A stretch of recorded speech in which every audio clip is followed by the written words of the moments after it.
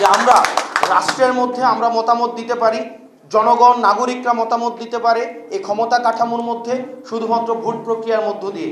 আমাদের এই ভোট প্রক্রিয়ার মধ্যে আমাদের এই দেশের উল্লেখযোগ্য একটা অংশকে বাকি রেখে যারা হচ্ছে রাষ্ট্রের অর্থনীতিকে যারা ভালোভাবে পরিচালিত করছে তাদেরকে বাকি রেখে আমাদের দেশের ক্ষমতায় কে আসবে এটি নির্ধারণ করার এই যে প্রক্রিয়াটি, এই প্রক্রিয়াটি আরেকটি বৈষম্যের শামিল।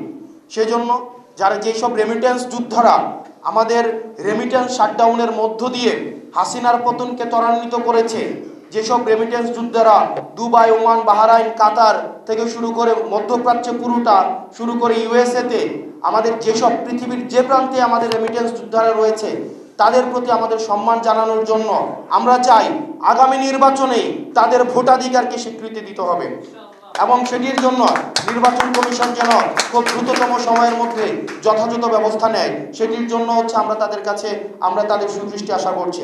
শ্রমিকদের আমরা মনে করি যারা নাগরিক হয়ে উঠবে এই যে যাত্রাটা, সংগ্রামের যাত্রা, এটা নিয়ে আমরা কথা বলি।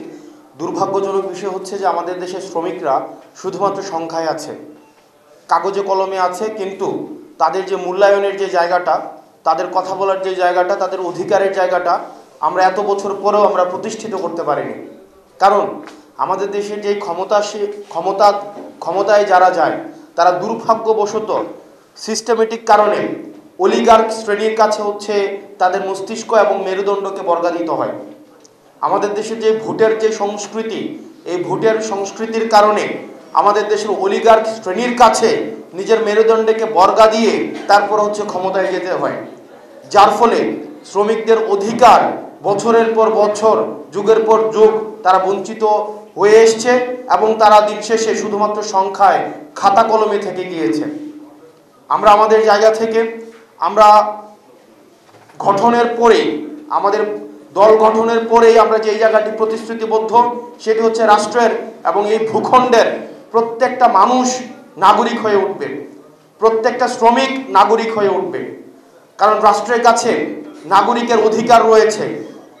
রাষ্ট্র নাগরিকের কাছে এমন কোনো এন্টাইটি না যেখানে হচ্ছে দয়া বা দাক্ষিণ্যের বসে সেখানে থাকে, বরং রাষ্ট্রের কাছে যে অধিকারগুলো রয়েছে, যেসব সুযোগ সুবিধাগুলো রয়েছে, সেগুলো হচ্ছে রাষ্ট্রের কাছে একজন নাগরিকের অধিকার।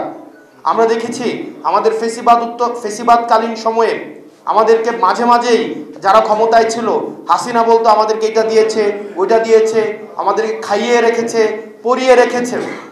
ক্ষমতায় যারা আসবে, ক্ষমতায় যারাই আসুক না কেন, এ বিষয়টি মাথায় রাখতে হবে।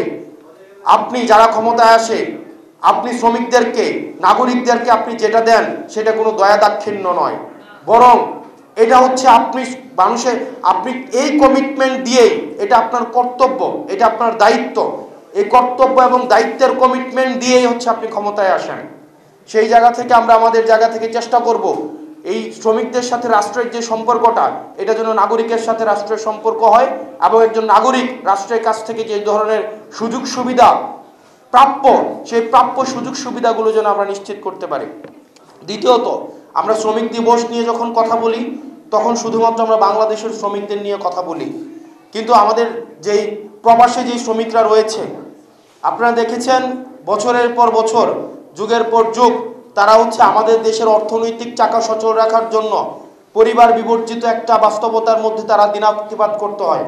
দিন শেষে তারা শুধুমাত্র এই অর্থনীতিতে কন্ট্রিবিউট করে যায়, শুধুমাত্র অবদান রেখে যায়, কিন্তু রাষ্ট্র, আমাদের দেশ তাদেরকে আসলে কি দিতে পেরেছে এই পর্যন্ত?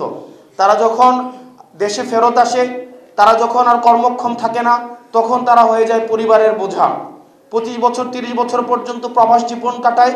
প্রবাস জীবনে কাটানোর সময় তারা শুধুমাত্র অর্থনৈতিক চাকাটা সচল রাখে, কিন্তু দিন শেষে যখন দেশে ফিরে আসে তখন পরিবারের জন্য বোঝা হিসাবে তারা হচ্ছে বিবেচিত হয়।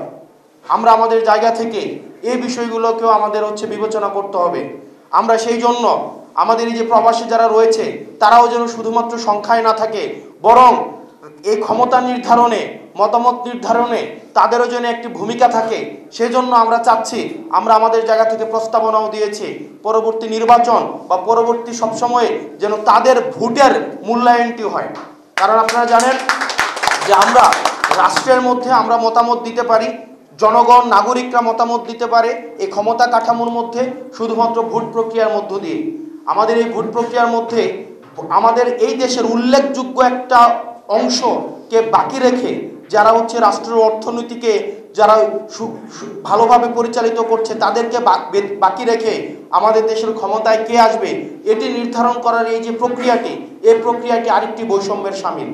সেজন্য যারা যেসব রেমিটেন্স যোদ্ধারা আমাদের রেমিটেন্স শাটডাউনের মধ্য দিয়ে হাসিনার পতনকে ত্বরান্বিত করেছে, যেসব রেমিটেন্স যোদ্ধারা দুবাই, ওমান, বাহরাইন, কাতার থেকে শুরু করে মধ্যপ্রাচ্যে পুরোটা শুরু করে ইউএসএতে আমাদের যেসব পৃথিবীর যে প্রান্তে আমাদের রেমিটেন্স যোদ্ধারা রয়েছে তাদের প্রতি আমাদের সম্মান জানানোর জন্য আমরা চাই আগামী নির্বাচনে তাদের ভোটাধিকারকে স্বীকৃতি দিতে হবে এবং সেটির জন্য নির্বাচন কমিশন যেন খুব দ্রুততম সময়ের মধ্যে যথাযথ ব্যবস্থা নেয়, সেটির জন্য হচ্ছে আমরা তাদের সুদৃষ্টি আশা করছি। সর্বশেষ, আমরা অনেক স্বপ্নের মধ্য দিয়ে আমরা ইতিহাসের প্রতিটি স্তরে স্তরে আমরা বঞ্চিত হয়েছি।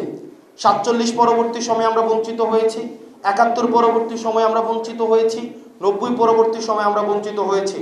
সর্বশেষ আমরা 2024-এ এসে দাঁড়িয়েছি। আমরা আমাদের দেশের রাজনীতিবিদ যারা রয়েছে আমাদের ইতিহাসের সন্ধিক্ষণে আমরা এসেছি। আমাদেরকে মাথায় রাখতে হবে আমাদের ইতিহাসের দায় রয়েছে, আমাদের ভবিষ্যৎ প্রজন্মের কাছে আমাদের দায় রয়েছে।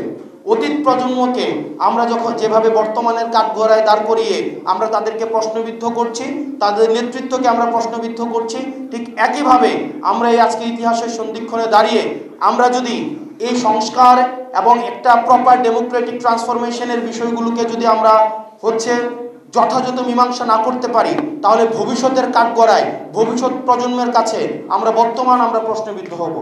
সুতরাং যারা নীতি নির্ধারণের পর্যায়ে আপনারা রয়েছেন, এসব জনগণের দিকে তাকিয়ে, শ্রমিকদের দিকে তাকিয়ে শুধুমাত্র অলিগার্ক এবং অভিজাত্য শ্রেণীর সন্তুষ্টির জন্য যেন আমরা কোনো সংস্কার না করি, বরং সামগ্রিকভাবে নাগরিকদের যেটা কল্যাণ হয়, সামগ্রিকভাবে শ্রমিকের যেটা কল্যাণ হয়, মানুষের যেটা কল্যাণ হয়, রাষ্ট্রের ভূখণ্ডের প্রত্যেকটা মানুষের যে কল্যাণ হয় যে সংস্কারে, সেটার দিকে যেন আমরা মনোযোগী হই।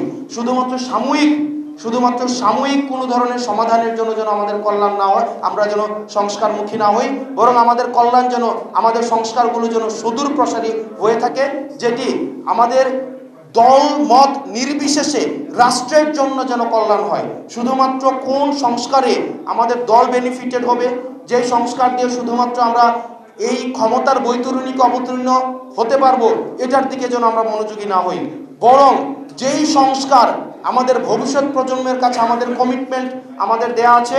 এই 24 গণ-অভ্যুত্থানে যারা শহীদ হয়েছে এবং যারা আহত হয়েছে, তারা যে কারণে তারা জীবন দিয়েছে, তাদের প্রতি আমাদের যে কমিটমেন্ট রয়েছে, আমাদের এই সংস্কারগুলো যেন এই সুদূর প্রসারী এবং দলমত এবং পথের ঊর্ধ্বে উঠে রাষ্ট্রের কল্যাণের জন্য হয়। আপনারা ভালো থাকুন, সুস্থ থাকুন। এই দেশ শ্রমিকদের হোক, জনমানুষের হোক, সবার হোক। আসসালামু আলাইকুম।